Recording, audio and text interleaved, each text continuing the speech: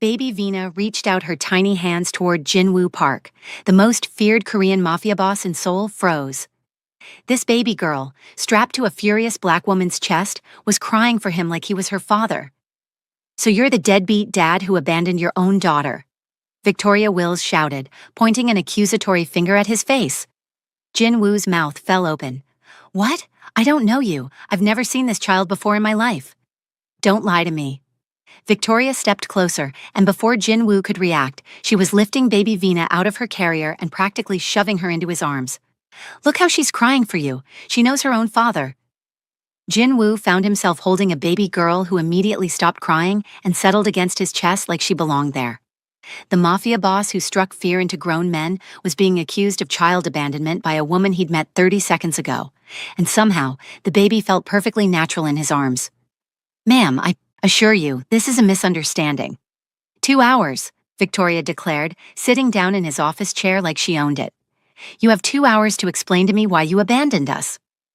Jinwoo stared at this woman who just walked into his empire and turned his world upside down while holding a baby who seemed determined to claim him as her father. He had no idea his life was about to become the funniest disaster he'd ever experienced.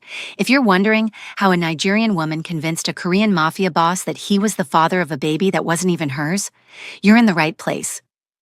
Hit that subscribe button right now because this story is about to get absolutely ridiculous, and you don't want to miss a single moment of this beautiful chaos. 3 weeks earlier, Victoria Wills had been living her best single life in Seoul.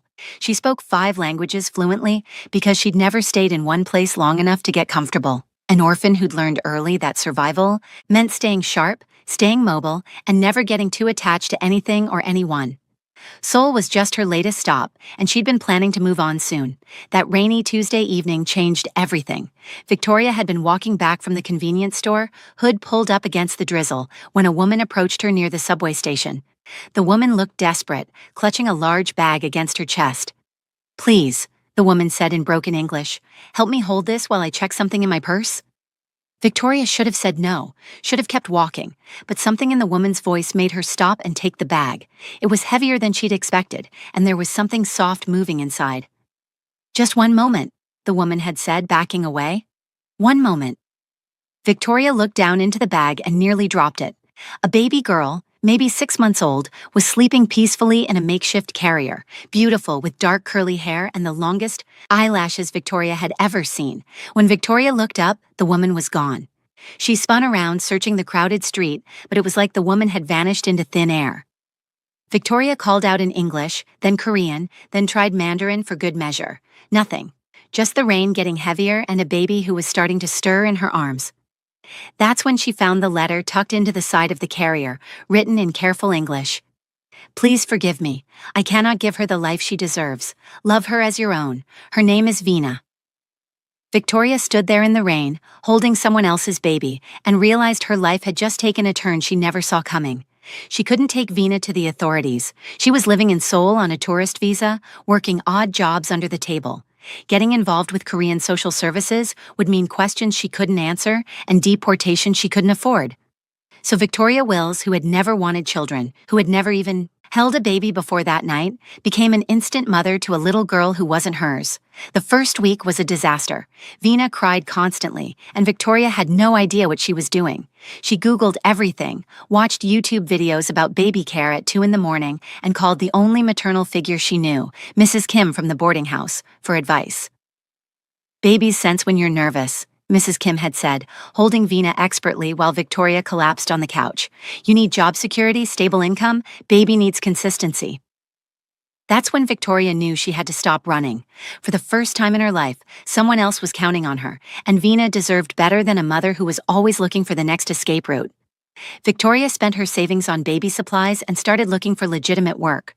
Her English was perfect. She had basic computer skills, and she'd picked up enough Korean to get by. When she saw the posting for a receptionist position at Park Industries, she knew it was her chance. She researched the company obsessively. Import-export business, family-owned, decent salary with room for growth. What she didn't research was who actually owned it, which would have saved her considerable embarrassment later. The morning of her interview, Victoria dressed in her only professional outfit, a black blazer she'd bought at a secondhand shop and her best jeans. She strapped Vina into the carrier against her chest, hoping the interview would be quick and that Vina would sleep through it. Mrs. Kim had offered to watch the baby, but Vina had a problem. She didn't like other people, at all. The moment Victoria tried to leave her with anyone else, Vina would scream like she was being murdered. Victoria had learned this the hard way when she tried to leave Vina with Mrs. Kim to go grocery shopping. She'd made it exactly 2 blocks before turning around. Because the crying was so intense, she was sure something was wrong. So, Victoria brought Vina to the interview, figuring she'd explain the situation and hope for the best. What she didn't expect was to walk into the gleaming lobby of Park Industries and be told that the position had already been filled. "What do you mean, filled?" Victoria asked the receptionist, trying to keep her voice level. "I confirmed this appointment yesterday." The woman behind the desk, perfectly made up with not a hair out of place, looked at Victoria like she was something unpleasant she'd found on her shoe. "The position was filled internally. I'm sorry you weren't notified." Victoria felt her blood pressure rising. She'd spent her last money on subway fare to get here. "Let me understand this. You confirmed my interview yesterday. I traveled across Seoul with a baby, and now you're telling me the position just disappeared?" "Ma'am, I'm going to have to ask you to lower your voice." "Lower my voice?" Victoria stepped closer to the desk, Vina starting to fuss at the sound of her raised voice. "I have a baby to feed and bills to pay, and you couldn't be bothered to call me? If you don't calm down, I'll have to call security." "Call security then. Call them and explain why your company wastes people time with fake interviews." That's when executives in expensive suits walked out of the elevator, glancing at the commotion. Victoria's cheeks burned with embarrassment, but she was too frustrated to back down. "Security is on their way," the receptionist announced loudly. Victoria planted her feet firmly. "Perfect. I'd love to explain to security why Park Industries confirms interviews, then fills positions without notice." What Victoria didn't know was that Jin-woo Park was watching the entire scene unfold on the security monitor in his office 3 floors up. The sight of this fearless woman arguing while holding a baby intrigued him. Most people were either trying to impress him or terrified of him.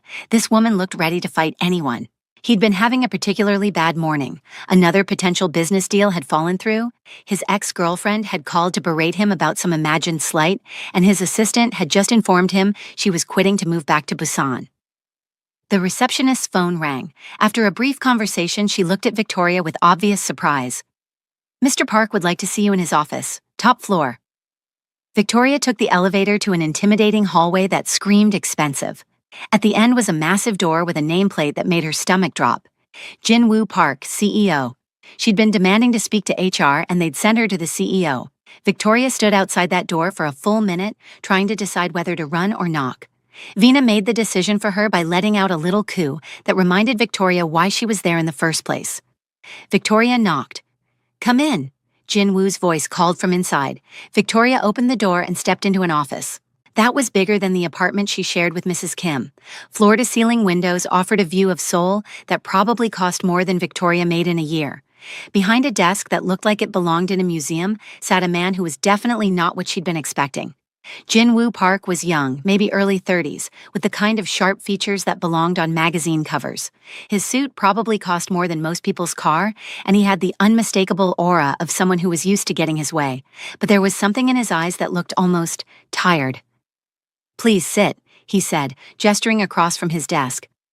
Victoria sat, adjusting Vina carefully. The baby had gone quiet again, seemingly fascinated by the new environment. "I understand there was some confusion about your interview," Jin-woo said. Victoria tried to read his expression, but his face was completely neutral. "Yes, sir. I was told the position had been filled, but I confirmed my appointment. Just yesterday." "What position were you interviewing for?" "Receptionist. The posting said you needed someone bilingual with computer skills." Jin-woo nodded slowly. "And you're qualified for this position?" "I speak 5 languages fluently, I have experience with customer service, and I learn quickly," Victoria said, sitting up straighter. "I know I don't look like much right now, but I'm a hard worker and I need this job." That's when Vina decided to wake up fully and take a good look around. Victoria felt her shift in the carrier, then made the little sounds that usually meant she was about to start crying. Victoria bounced gently, trying to keep her calm, but Vina was having none of it. "I'm sorry," Victoria said, standing up. "She's usually better than this. Maybe I should—" That's when Vina saw Jin Woo. The baby's eyes locked onto his face, and instead of her usual stranger anxiety, Vina went completely still. Then she started reaching toward him with both hands, making desperate grabbing motions she usually only made for Victoria. "That's unusual," Victoria said, staring at her daughter. "She doesn't like strangers. She screams if anyone else tries to hold her." Vina was getting more insistent, reaching toward Jin Woo and starting to fuss when Victoria didn't move closer. Victoria had never seen her behave this way. "She really wants to meet you," Victoria said, confused. Jin Woo stood and walked around his desk. When he got closer, Vina's reaction became even more dramatic. Crying, but not her usual angry crying. This was different, desperate, like she was calling to him. "May I?" Jin Woo asked. Victoria hesitated, then carefully lifted Vina out of her carrier. The moment Jin Woo took Vina in his arms, everything changed. The baby stopped crying completely, settled against his chest like she'd been waiting her whole life for this moment, one tiny hand fisting in his expensive tie. Jin Woo was looking down at Vina with an expression that was soft in a way that didn't match his corporate intimidation factor. "She's beautiful. Thank you, but I really don't understand what's happening right now." That's when Victoria's brain caught up with the situation. A baby who'd been abandoned by her birth mother, who clearly looked mixed race, who was now clinging to a Korean man like he was family. A man who seemed surprisingly comfortable holding a baby for someone Victoria assumed was a bachelor businessman. "Oh my God," Victoria said, taking a step back. "You're her father." Jin Woo looked up, startled. "What?" "You're Vina's father," Victoria repeated, her voice gaining strength. "That's why she's reaching for you. That's why she's not crying. Babies know their parents." "I assure you I've never seen this child. Don't lie to me." Victoria's voice rose, and she pointed an accusatory finger at him. "Look at her. Look how she's holding on to you." "Ma'am," Jin Woo said carefully, "I understand this is an emotional situation, but I've never seen you or this baby before today." Victoria crossed her arms. "Then explain why she's not crying. Explain why she reached for you the moment she saw you. Explain why she looks so comfortable in your arms." "Sometimes babies are just friendly," he offered weakly. "Look," Victoria said. Now she was sitting in Jin Woo Park's chair holding his attention hostage, while he stood there holding her daughter like he'd been doing it for months. "I don't care about your excuses. Vina needs a father and clearly you're him, so we're going to work out a custody arrangement." "I'm not her father." "Then explain why she stopped crying the moment you held her." Jin Woo looked down at Vina, who was playing with his tie and babbling contentedly. "Maybe she likes expensive clothes?" "Expensive clothes don't make babies stop crying, fathers do." "I've never been a father." "Well, congratulations, you are now." Jin Woo tried a different approach. "What's your name?" "Victoria Wills." "Victoria, I run a legitimate business." Victoria snorted. "Legitimate business? With bodyguards and tinted windows? Please." "How did you— I've got eyes, and I've got street smarts, which is more than I can say for most of your probably very expensive, very educated employees." Jin Woo stared at this woman who'd just insulted his entire staff while sitting in his chair holding his attention hostage. "You're very direct." "I'm a single mother trying to survive. Direct is all I have time for." "If you're looking for work, I'm looking for Vina's father to step up and take responsibility." "I'm not—" "Then prove it." Jin Woo blinked. "How?" "DNA test." "Fine." Victoria smiled like she'd just won something. "Good, and while we wait for results, you can start learning how to be a father." "What does that mean?" Victoria stood up, walked over to the diaper bag she'd brought, and pulled out a fresh diaper. Lesson 1, diaper changing. Jin Woo's eyes widened in horror. "Right now?" "Right now." "I have a meeting." "Cancel it. Fatherhood doesn't wait for meetings." Jin Woo looked at the diaper in Victoria's hand like it was a bomb. "I don't know how— That's what I'm here for. Put her on your desk." "My desk?" "Unless you have a changing table hidden somewhere in this office." Jin Woo looked around his pristine office, then at the baby in his arms, then at Victoria, who was waiting with the patience of someone who'd just discovered she had all the power in this situation. "This is insane," he muttered, but he walked over to his desk and carefully laid Vina down on the leather surface. "Okay, first you need to—" Jin Woo's phone rang. "Don't answer that," Victoria said. "It could be important. More important than your daughter." Jin Woo glanced at the caller ID. "It's my father." "Tell him you're busy learning to be a dad." Jin Woo answered the phone. "Father, I—" Jinwoo, the LG Group meeting electronics meeting is in 20 minutes. Are you prepared? Jinwoo looked at Victoria, who was pointing meaningfully at the diaper, then at Veena, who was starting to fuss on his desk. Actually, father, I'm gonna need to reschedule. Reschedule? This deal is worth 50 million. I'm learning important life skills. There was silence on the other end of the phone. What kind of life skills? Victoria grabbed the phone from Jinwoo's hand. Hello, Mr. Park. This is Victoria, your son's baby mama. Jinwoo is currently learning how to change his daughter's diaper, which is more important than any business meeting. He'll call you back when he's done being a responsible father. She hung up. Jinwoo stared at her in absolute horror. You just hung up on my father and called yourself my baby mama. To my father. Your father needed to know where his son's priorities are. My father is going to kill me. Not if you don't learn. To change this diaper, Veena's getting fussy. For the next 20 minutes, Victoria coached Jinwoo through the most humiliating experience of his 32 years. He struggled with the diaper tabs, nearly dropped the baby powder, and at one point accidentally put the diaper on backwards. How do women make this look easy? He asked, sweat beading on his forehead. Practice, lots of practice, and motivation. What kind of motivation? The motivation of knowing that if you don't change the diaper, you have to smell the consequences. When Jinwoo finally managed to get the diaper on correctly, Victoria actually clapped. Not bad for a beginner. I feel like I just negotiated my most difficult business deal. Congratulations, you've successfully changed one diaper, only about 3,000 more to go. Jinwoo's phone started ringing again, and again, and again.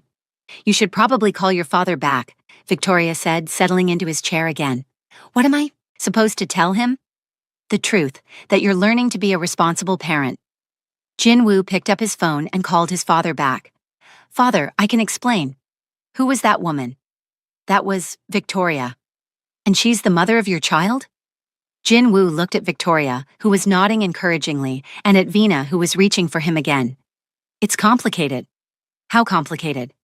Very complicated. Jinwoo, are you telling me you have a daughter? Jinwoo looked at Veena, who chose that moment to babble something that sounded remarkably like Papa. I might have a daughter. Might? We're getting a DNA test.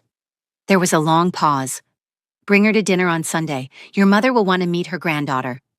Father, Sunday's 6 o'clock, and Jinwoo? Yes? Learn to change diapers properly before then. Your mother won't be impressed if you can't handle basic childcare. After his father hung up, Jinwoo turned to Victoria. You've just complicated my life in ways I didn't know were possible. Good, Victoria said. Complicated lives are more interesting. The next morning, Victoria showed up at Park Industries with Veena strapped to her chest and a determined expression on her face. What are you doing here? Jinwoo asked when she walked into his office. Reporting for duty. Duty? Co-parenting duty. If you're Veena's father, then we need to figure out how this is going to work. We don't know that She slept through the night last night. Jinwoo blinked. What? For the first time since I've had her, Veena slept through the entire night. You know what that means? She was tired? It means she feels secure. And you know why she feels secure? Good nutrition? Because she met her daddy yesterday. Jinwoo rubbed his temples. Victoria, you can't just show up at my office and declare yourself part of my life. Watch me. And for the next week, that's exactly what Victoria did. She showed up every morning, set up a makeshift baby station in the corner of Jinwoo's office, and proceeded to reorganize his entire life with the efficiency of a military general and the subtlety of a bulldozer. She answered his phone calls in 3 languages, switching between them mid-conversation depending on which one seemed to annoy the caller most. She fed Veena lunch while conducting conference calls, bouncing the baby on her knee while negotiating shipping rates with suppliers. Most impressively, she made Jinwoo change every single one of Veena's diapers. Why can't you do it? He asked on day 3, staring at another diaper like it was his mortal enemy. Because I've been doing it for 3 weeks. It's your turn to pull your weight. I'm a CEO. And I'm a mother. Guess which job is harder? By the end of the week, Jinwoo could change a diaper in under 2 minutes, had memorized Veena's feeding schedule, and found himself looking forward to the chaos that Victoria brought to his previously orderly life. He'd also started falling for both of them, which was a problem because Victoria seemed completely immune to his charm. Do you want to have dinner tomorrow night? He asked on Friday afternoon. Can't. Veena goes to bed at 7. We could do an early dinner. Can't. I'm washing her clothes. I could take you somewhere nice. Jin Woo. Victoria looked up from the contract she was reviewing. Are you asking me on a date? Maybe. Don't. Why not? Because I don't date. Dating leads to relationships. Relationships lead to heartbreak, and heartbreak leads to poor decision-making. I can't afford poor decisions when I have a baby to think about. Jin Woo stared at her. So you're saying no? I'm saying I don't believe in love, I don't believe in romance, and I don't believe in men who think they can solve everything with expensive dinners. What do you believe in? Hard work, financial security, and protecting the people who depend on me. Jin Woo was quiet for a moment. And what if I want to be someone who depends on you? Victoria looked at him like he'd just said something completely ridiculous. You're a millionaire CEO. You don't depend on anyone. I depend on you to make sure Vina's diapers are changed properly. Victoria actually smiled. That's different. How? That's practical, not romantic. Jin Woo stared at her. So you're saying no? I'm saying love is what makes people abandon children, Victoria said firmly. Look at Vina's birth mother and father. They probably thought they were so in love, all romantic dinners and sweet promises. Then she got pregnant, reality hit, and suddenly love wasn't enough anymore. The moment things got difficult, diapers, sleepless nights, actual responsibility, poof, love vanished faster than a magic trick. Victoria gestured dramatically. One minute they're planning their future together, the next minute she's handing a baby to a stranger in the rain because love couldn't handle a crying infant at 3 a.m. She shook her head. Love makes people do stupid things. It makes them make promises they can't keep when faced with real responsibility. And I can't afford to do stupid things when I have a daughter depending on me. Jin Woo decided he was going to have to be more creative. The next week, everything changed when Jin Woo's biggest potential client requested a meeting. Lee Industries wants to set up a partnership, Mrs. Chen announced excitedly. It could be worth $500 million. That's excellent, Jin Woo replied. Schedule the meeting. There's one condition. What condition? They want to meet with you and your wife. Mr. Lee specifically said he only does business with family men because they understand responsibility and commitment. Jin Woo felt his stomach drop. My wife? Apparently his research team told him you were recently married and have a baby daughter. Jin Woo looked at Victoria, who was feeding Vina while eavesdropping shamelessly on his conversation. Where would he get that information? Mrs. Chen looked uncomfortable. Well, there have been some rumors around the office. What kind of rumors? About you and Victoria, and the baby. People have been assuming... Jin Woo turned to Victoria. Did you tell people we were married? I may have mentioned that we were figuring things out. Figuring things out is not the same as being married. It's not being married either. Jin Woo stared at her. That doesn't make sense. A lot of things don't make sense until you stop overthinking them. Mrs. Chen cleared her throat. So should I tell Mr. Lee you'll bring your wife to dinner next Friday? Victoria looked up from feeding Vina, a slow smile spreading across her face. Actually, that works out perfectly. Jin Woo blinked. How does this work out perfectly? I speak fluent Japanese. I can handle high-pressure social situations. I've been basically acting as your wife anyway while we figure out this whole co-parenting situation. Victoria shifted Vina to her other arm. Plus, Vina charms everyone she meets. We're the perfect fake family. Mrs. Chen nodded. She does have a point, sir. You want to do this? Jin Woo asked. I want to help you get this deal. And afterward? Victoria looked at him meaningfully. Maybe you can finally give me that job you keep avoiding talking about. Something official this time. Jin Woo studied her face, realizing she was positioning herself perfectly. You're thinking long-term. I'm thinking practically. You need someone who can handle situations like this. I need job security. Vina needs stability. Victoria bounced the baby gently. A $500 million deal proves I'm worth investing in. Deal? Jin Woo asked immediately. Help me close this, and we'll talk about making you Director of International Relations. Deal, Victoria said, immediately. But I have conditions too. Of course you do. First, you learn to pronounce my name correctly. I know how to pronounce Victoria. No, you don't. You've been saying it wrong for 2 weeks. Jin Woo frowned. How have I been saying it wrong? You say it like you're reading it off a business card. Victoria, it's Victoria, with feeling. Victoria. Better, but you need to practice saying it like you love me. How do I do that? I don't know, figure it out, you've got a week. Jin Woo spent the next week practicing saying Victoria's name in different tones while she critiqued his performance like a demanding acting coach. Too formal, she'd say when he tried to sound romantic. Too businesslike, she'd add when he tried to sound casual. Too much like you're reading a grocery list, she'd continue when he tried to sound natural. By Wednesday, Jin Woo was ready to give up. "This is impossible," he said after his 15th failed attempt. "It's not impossible, you just think too much." "How else am I supposed to say it?" "Like you mean it." "Mean what?" Victoria looked at him for a long moment. "Like you actually care about the person behind the name." Thursday afternoon, Jin Woo tried again. "Victoria." This time, something in his voice was different, softer, more genuine. Victoria looked up from her work, surprise flickering across her face. "Better," she said quietly. "Victoria," he said again, and this time it sounded like he was talking to someone he loved. "Much better."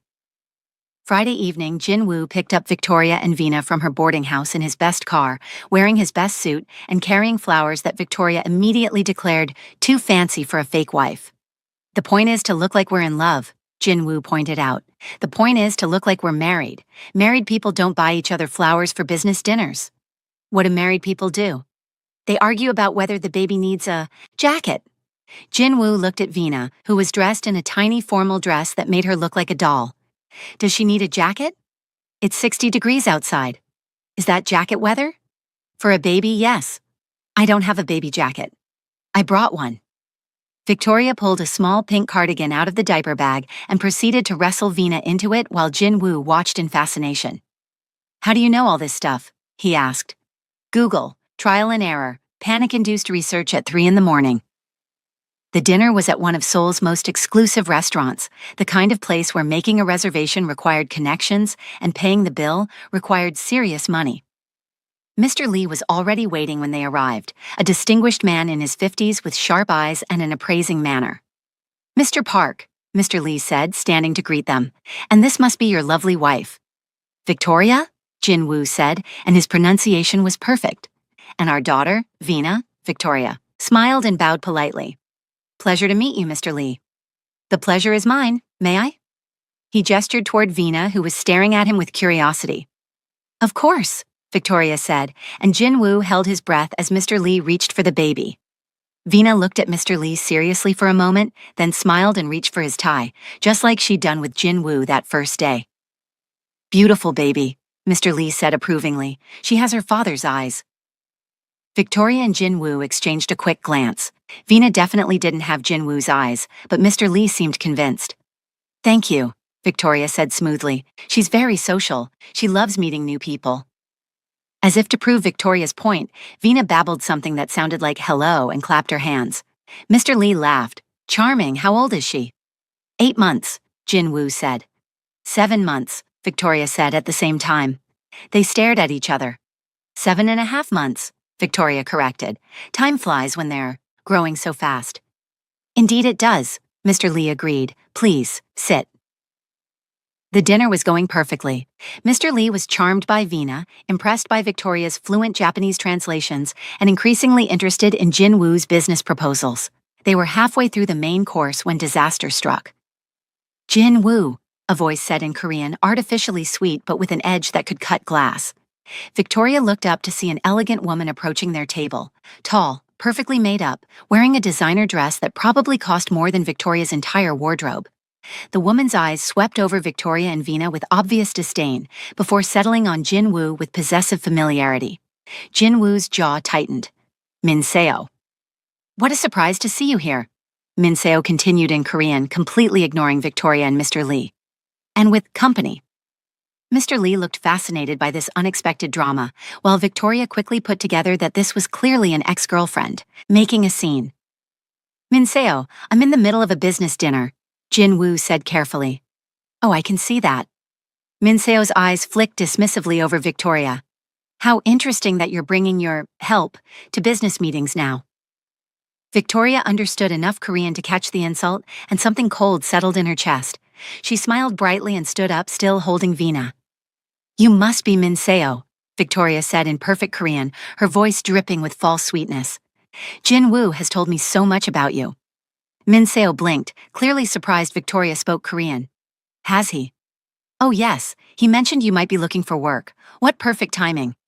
Work? Min Seo's voice was strangled. Victoria's smile got even brighter. We're actually looking for help with Vina, someone experienced with childcare, available for evenings and weekends, comfortable with the basics like feeding and diaper changes. The table went dead silent. Mr. Lee looked riveted, Jin Woo looked horrified, and Min Seo looked like she'd been slapped. A nanny position? Min Seo managed? Perfect opportunity, really, Victoria continued cheerfully. Speaking of which, Vina needs a diaper change, and this would be excellent training. Jin Woo, darling, why don't you show her how it's done? Vina chose that moment to start fussing as if on cue. Actually, Victoria said, turning to Mr. Lee while still smiling, my husband always handles diaper changes during business dinners. He believes in equal partnership in all aspects of parenting. Don't you, sweetheart? Jin Woo realized he was trapped between his fake wife, his real ex, and a $500 million deal. Of course, equal partnership. Wonderful. Victoria pressed Vina into Min Seo's arms before anyone could protest. You can hold her while Jin Woo gets the supplies ready. Consider this your interview. Min Seo found herself holding a baby who immediately started to fuss louder while Victoria handed Jin Woo the diaper bag with a look that clearly said, "You're performing for your ex now." You're very hands-on, Mr. Lee observed to Jin Woo approvingly, completely oblivious to the tension. Many fathers leave all the childcare to their wives. Jin Woo believes in taking responsibility, Victoria said sweetly, watching as Jin Woo spread out the changing pad with Min Seo, still awkwardly holding the crying baby. Equal partnership in everything, isn't that right, darling? Jin Woo shot Victoria a look that promised revenge later, but began the most humiliating diaper change of his life, in front of his ex-girlfriend, a business partner, and half of Seoul's elite dining at nearby tables. You're doing wonderfully, Victoria told Min Seo, who was struggling to calm Vina. Natural maternal instincts, you might actually be perfect for this position. For the next 15 minutes, Min Seo stood beside their table, holding an increasingly unhappy baby while Jin Woo changed. Diapers under Mr. Lee's approving commentary and Victoria's encouraging supervision, all while discussing shipping schedules and profit margins. When Jin Woo finally finished, Victoria took Vina back with a bright smile. Excellent work, both of you. Min Seo would love to help with Vina while we finish our business discussion, wouldn't you? Before anyone could protest, Victoria was pressing Vina into Min Seo's arms. The baby immediately started to fuss at being held by a stranger. For another 15 minutes, Min Seo stood awkwardly beside their table, holding an increasingly unhappy baby. While Victoria and Jin Woo continued their business discussion with Mr. Lee, completely ignoring her distress. You're doing wonderfully, Victoria told Min Seo sweetly. Natural maternal instincts. You can start Monday if you're interested. We pay very well for quality childcare. Min Seo stared at Victoria, then at Jin Woo, then back at Victoria, realizing she'd just been comprehensively destroyed. You're insane, she said finally. I'm practical, Victoria replied, and protective of my family. After Min Seo left, Mr. Lee turned to Jin Woo with obvious approval. Impressive family dynamic. Your wife handled that beautifully, and you clearly prioritize your responsibilities. This is exactly the kind of partnership stability we want to work with. I trust my husband completely, Victoria replied with a straight face. Jin Woo shot Victoria another look that promised revenge later. Vina clapped her hands like she was applauding his performance. Well done, Mr. Lee said. It's clear you're both very committed to your family. Family is everything, Victoria said solemnly. Family is very important, Jin Woo agreed. By the end of the evening, Mr. Lee had agreed to the partnership and complimented them on their obvious commitment to each other and their child, and invited them to bring Vina to his office for the contract signing. Wonderful. Dinner, Mr. Lee said as they prepared to leave. It's so refreshing to work with people who have their priorities straight. After Mr. Lee left, Victoria and Jin Woo sat in his car in the restaurant parking lot staring at each other. We just got a $500 million deal, Jin Woo said finally, because you can change diapers in public. Because you convinced him we were happily married. Because Vina charmed him into thinking we're the perfect family. And because you completely destroyed my ex-girlfriend, Jin Woo added, shaking his head in amazement. That was just a bonus, Victoria replied with a satisfied smile. Did you see her face when I offered her the nanny job? I thought she was going to faint. You made her hold Vina for 20 minutes while she cried. Vina barely cried. Minseo, on the other hand, looked like she wanted to cry the entire time. They looked at Vina, who had fallen asleep in her car seat, completely unaware that she'd just helped close the biggest business deal of Jinwoo's career and witnessed the most polite character assassination in Seoul restaurant history. She's going to be dangerous when she's older, Victoria observed. Good thing we'll be there to guide her. Victoria looked at Jinwoo sharply. We? Jinwoo realized what he'd said. I mean, if the DNA test came back yesterday. Jinwoo's heart stopped. And? Victoria was quiet for a long moment. You're not her biological father. Jinwoo felt something twist in his chest. Oh, but you're still her daddy. He looked at Victoria in confusion. What does that mean? It means biology doesn't make someone a parent. Love does, commitment does, showing up every day does. Victoria's voice was soft. And you've been showing up. So have you. I didn't have a choice. Someone left her with me. You had a choice. You could have taken her to social services. You could have given up when things got hard. You could have walked away when you found out I wasn't actually her father. Victoria was quiet. Why didn't you? Jinwoo asked. Because she chose you. That first day when she reached for you like she'd been waiting her whole life for you to hold her. I've never seen her react to anyone like that. And now? Now I think maybe she knew something I didn't. What did she know?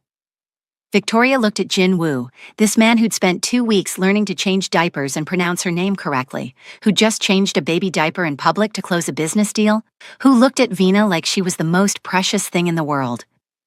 She knew we needed you. Jinwoo reached over and took Victoria's hand. I need both of you too. Jinwoo. I know you don't believe in love and that love makes people abandon children instead of fighting for them. I know you think relationships are dangerous, but what if this isn't about love or relationships? What if this is just about family? What kind of family? The kind we choose, the kind we build, the kind that doesn't make sense to anyone else but works for us. Victoria looked down at their joined hands. That's still love, Jinwoo.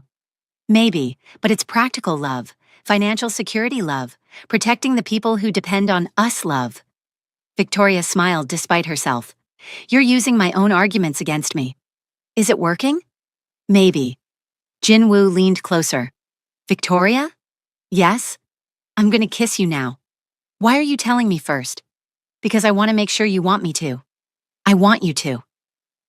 When Jinwoo kissed Victoria in the parking lot of Seoul's most expensive restaurant, with baby Vina sleeping peacefully in the back seat, it felt like coming home to a place she'd never been but had always been looking for. When they broke apart, Victoria rested her forehead against his. So what happens now? She asked. Now we figure it out as we go, all three of us. No promises we can't keep. No promises we can't keep. No expectations we can't meet. No expectations we can't meet. Just family? Just family. Victoria smiled. I can work with that. 8 months later, Victoria was running the international division of Park Industries, Vina was walking and getting into everything, and Jinwoo had become the kind of man who carried emergency snacks and knew all the words to children's songs. They never did get married, but they bought a house together with a yard big enough for Vina to run around in and offices for both of them to work from home. Victoria kept her own name, Jinwoo learned to braid hair, and Vina grew up thinking that all families were formed by babies who chose their own parents. When people asked about their relationship status, Victoria would say they were figuring it out, and Jinwoo would say they were committed to figuring it out together.